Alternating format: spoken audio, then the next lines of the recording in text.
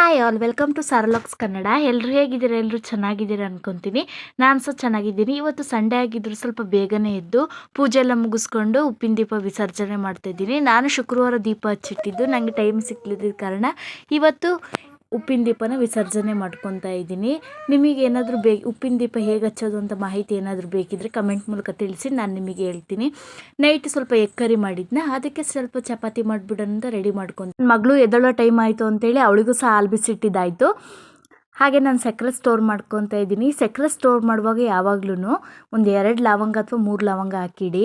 ಇರುವೇನು ಅಷ್ಟೇನು ಬರೋದಿಲ್ಲ. ಇನ್ನು ನನ್ನ ಹಸ್ಬೆಂಡಿಗೆ ಟೀ ಮಾಡ್ಕೊಳ್ಳೋಣ ಅಂತ ಒಂದು ಏಲಕ್ಕಿ ಒಂದು ಸ್ವಲ್ಪ ಶುಂಠಿ ಹಾಕಿ ಚೆನ್ನಾಗಿ ಚಚ್ಕೊಂಡು ಟೀ ಮಾಡ್ಕೊತಾ ಇದ್ದೀನಿ. ನನ್ನ ಮಗಳು ಎದ್ದು ಬಂದಳು. ಹಾಗೆ ಹಾಲೆಲ್ಲ ಆರಿಸಿ ಅವಳಿಗೂ ಸಹ ಕೊಟ್ಟಿದ್ದಾಯಿತು. ಇನ್ನು ಟೀ ಮಾಡ್ಕೊಳ್ಳೋಕ್ಕೆ ಹಾಲೆಲ್ಲ ಹಾಕ್ಕೊಂಡು ಚೆನ್ನಾಗಿ ಮಿಕ್ಸ್ ಮಾಡ್ಕೊಂಡು ಕುದಿಸ್ಕೊಂಡು ಟೀ ಮಾಡ್ಕೊತಾ ಇದ್ದೀನಿ.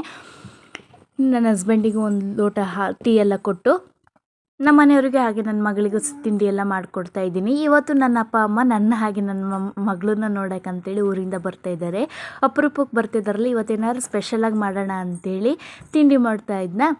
ಅವರು ತಿಂಡಿಗೆ ಏನು ಬರಲ್ಲ ಬಿಡಮ್ಮ, ಲೇಟ್ ಆಗುತ್ತೆ, ಹಾಗೆ ಮಧ್ಯಾಹ್ನ ಜೊತೆಗೆ ಬರ್ತೀವಿ ಅಂದರು. ಅಷ್ಟರಲ್ಲಿ ನನ್ನ ಹಸ್ಬೆಂಡ್ ನಮ್ಮ ಅಪ್ಪಾಜಿಗೆ ಇಷ್ಟ ಅಂತೇಳಿ ಮಟನ್ ಚಿಕನ್ ತೊಗೊಂಡು ಬಂದಿದ್ರು. ನಾನೇ ಅವತ್ತು ಮಟನ್ ಸಾಂಬಾರು ಮಾಡೇ ಇಲ್ಲ, ಅಪರೂಪಕ್ಕೆ ಮಟನ್ ತೊಗೊಂಡು ಬಂದಿದ್ರಲ್ಲ, ಇವತ್ತು ನನ್ನ ಅಪ್ಪ ಅಮ್ಮಗೋಸ್ಕರನೇ ಸ್ಪೆಷಲಾಗಿ ಮಟನ್ ಸಾಂಬಾರು. ಇವತ್ತು ಮಟನ್ ಸಾಂಬಾರು ಮಾಡ್ತಾ ಇದ್ದೀನಿ. ಮೊದಲೊಂದು ಕುಕ್ಕರ್ಗೆ ಒಂದು ಸ್ವಲ್ಪ ಎಣ್ಣೆ ಹಾಕ್ಕೊಳ್ತಾ ಇದ್ದೀನಿ. ತುಪ್ಪ ಆದರೂ ಹಾಕೊಳ್ಬೋದು, ನನ್ನ ಹತ್ರ ತುಪ್ಪ ಇಲ್ಲ, ಹಾಗಾಗಿ ಎಣ್ಣೆನೇ ಹಾಕ್ಕೊಳ್ತಾ ಇದ್ದೀನಿ. ಒಂದು ಈರುಳ್ಳಿ ಹಾಕಿ, ಒಂದು ಟೊಮೊಟೊ ಹಾಗೆ ಮಟನ್ ಹಾಕಿ, ಸ್ವಲ್ಪ ಅರಿಶಿನ ಪುಡಿ ಕಳ್ಳುಪ್ಪು ಹಾಕಿ ಚೆನ್ನಾಗಿ ಮಿಕ್ಸ್ ಮಾಡಿಕೊಂಡು ಒಂದು 10 ವಿಷಲ್ ತೊಗೊಳ್ತಾ ಇದ್ದೀನಿ. ಅಂದಾಗೆ ನಾನು ಯಾವತ್ತೂ ಚಿಕನ್ ಸಾಂಬಾರು ಮಾಡಿದ್ದೀನಿ, ಮಟನ್ ಸಾಂಬಾರು ಯಾವತ್ತೂ ಮಾಡಿಲ್ಲ. ಹಾಗೆ ನಾನು ಮಟನ್ ಸಹ ತಿನ್ನಲ್ಲ. ಇವತ್ತು ಅಪರೂಪಕ್ಕೆ ನನ್ನ ಅಪ್ಪ ಅಮ್ಮಗೋಸ್ಕರನೇ ಮಾಡ್ತಾಯಿದ್ದೀನಿ. ಅವ್ರಿಗೆ ಮಟನ್ ಅಂದರೆ ಇಷ್ಟ, ಹಾಗಾಗಿ ಅವರಿಗೋಸ್ಕರನೇ ಸ್ಪೆಷಲಾಗಿ ಮಾಡೋಣ ಅಂತ ರೆಡಿ ಮಾಡ್ಕೊತಾ ಇದ್ದೀನಿ.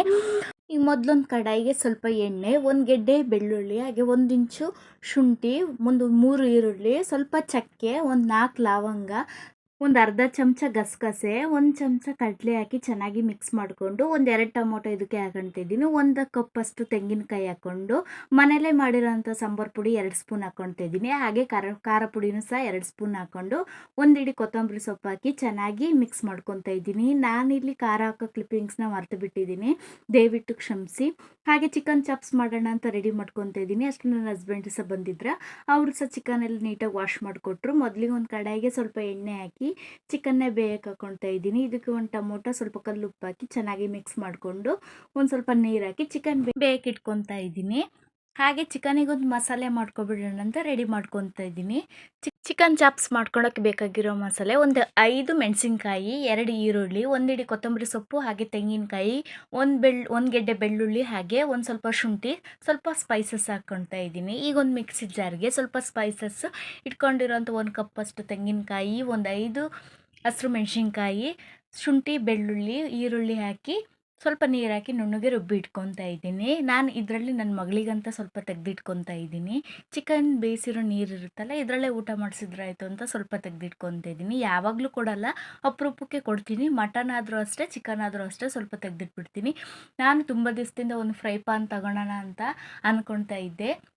ಹೀಗೆ ಹೊರಗಡೆ ಹೋಗಿ ಕೇಳುವಾಗ 1500 ಅಂತ ಹೇಳಿದ್ರು, ತುಂಬ ಜಾಸ್ತಿ ಆಯಿತು ಅಂದ್ಕೊಂಡೆ. ಹಾಗೆ ಒಂದು ಫ್ಲಿಪ್ಕಾರ್ಟಲ್ಲಿ ಹೀಗೆ ಸರ್ಚ್ ಮಾಡುವಾಗ ನನಗೊಂದು ಬೆಸ್ಟ್ ಪ್ರೈಸಲ್ಲಿ ಈ ಫ್ರೈ ಪಾನ್ ಸಿಕ್ತು. ನಿಮಗೇನಾದ್ರು ಲಿಂಕ್ ಬೇಕಿದ್ದರೆ ಡಿಸ್ಕ್ರಿಪ್ಷನಲ್ಲಿ ಲಿಂಕ್ ಕೊಟ್ಟಿರ್ತೀನಿ, ಒಂದು ಸತಿ ಚೆಕ್ ಮಾಡಿ. ಇದರ ರೇಟ್ ಬಂದು ಒಂದು 560 ರೂಪೀಸ್ ಕೊಟ್ಟಿದ್ದೀನಿ. ಇದ್ರ ಜೊತೆ ಲಿಡ್ಡು ಸಹ ಬಂದಿದೆ.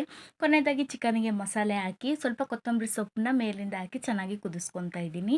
ಅನ್ನ ಮಾಡ್ಕೊತಾ ಇದ್ದೀನಿ. ಅಷ್ಟರಲ್ಲಿ ನಮ್ಮ ಅಪ್ಪಾಜಿ ಅಮ್ಮನೂ ಬಂದರು. ಮುದ್ದೆಗೆಲ್ಲ ಇಟ್ಕೊಂಡಿದ್ದೆ. ನಾನು ಊಟ ಮಾಡೋ ಕ್ಲಿಪ್ಪಿಂಗ್ಸ್ ಆಗಿರ್ಬೋದು ಅಥವಾ ಅವ್ರು ಬಂದಿರೋ ಕ್ಲಿಪ್ಪಿಂಗ್ಸ್ ಆಗಿರ್ಬೋದು ಆ್ಯಡ್ ಮಾಡಿಲ್ಲ. ಅವರಿಗೂ ಸಹ ಮುಜುಗರ ಆಗುತ್ತೆ, ನಾನು ಯಾವುದೇ ರೀತಿಯ ರೆಕಾರ್ಡ್ ಏನು ಮಾಡ್ಕೊಳಕ್ಕೆ ಹೋಗಲಿಲ್ಲ. ಅಮ್ಮ ಊರಿಂದ ಬರುವಾಗ ಕೋಡ್ಬಳೆ, ಹಾಗೆ ಖಾರ ಪುಡಿ, ಸಾಂಬಾರು ಪುಡಿ, ನಮ್ಮ ಹೊಲದಲ್ಲೇ ಆಗಿರೋಂಥ ಅವರೆಕಾಳು, ಶುಂಠಿ, ಹಾಗೆ ತೆಂಗಿನಕಾಯಿ, ಸಪೋಟ, ಹಾಗೆ 1 kgಯಷ್ಟು ಹಣ್ಣು, ಅಪರೂಪಕ್ಕೆ ಸಿಕ್ತು ಅಂತ ಚಕ್ಕೋತ ಎಲ್ಲ ತೊಗೊಂಡು ಬಂದಿದ್ದರು. ಅಮ್ಮನ ಪ್ರೀತಿ ಮುಂದೆ ಯಾವುದೂ ಇಲ್ಲ ಅಲ್ವಾ, ಅತ್ತೆ ಯಾವತ್ತೂ ಅಮ್ಮ ಆಗೋಕ್ಕಾಗಲ್ಲ. ನಮ್ಮಮ್ಮ ಕಾಯೆಲ್ಲ ಬಿಡಿಸ್ಕೊಟ್ಟಿದ್ರು. ಹಾಗೆ ಇವತ್ತು ಬೆಳ್ಳುಳ್ಳಿ ಎಲ್ಲ ತೊಗೊಂಡು ಬಂದಿದ್ದೆ, ಅದನ್ನೆಲ್ಲ ಸ್ಟೋರ್ ಮಾಡಿ ಎತ್ತಿಟ್ಕೊತಾ ಇದ್ದೀನಿ. ಹಾಗೆ ಮೊನ್ನೆ ಸ್ನ್ಯಾಕ್ಸ್ ತಂದಿದ್ನಲ್ಲ, ಅದು ಹಾಗೆ ಬಿಟ್ಟಿದ್ದೆ. ಹಾಗೆ ಟೊಮೊಟೊ ಚಕ್ಲಿ ಅಂತ ತೊಗೊಂಡು ಬಂದಿದ್ರು, ಅದನ್ನು ಸ್ಟೋರ್ ಮಾಡಿ ಇಟ್ಕೊಂಡೆ. ಇನ್ನು ನನ್ನ ಮಗಳಿಗೆ ಗೋಧಿ ಬಿಸ್ಕೆಟ್ ಅಂತ ತೊಗೊಂಡು ಬಂದಿದ್ರು, ಇದು ಮಕ್ಕಳಿಗೆ ತುಂಬ ಒಳ್ಳೆಯದು, ಹಾಗಾಗಿ ಇನ್ನೂ ಸ್ಟೋರ್ ಮಾಡಿ ಇಟ್ಕೊತಾ ಇದ್ದೀನಿ.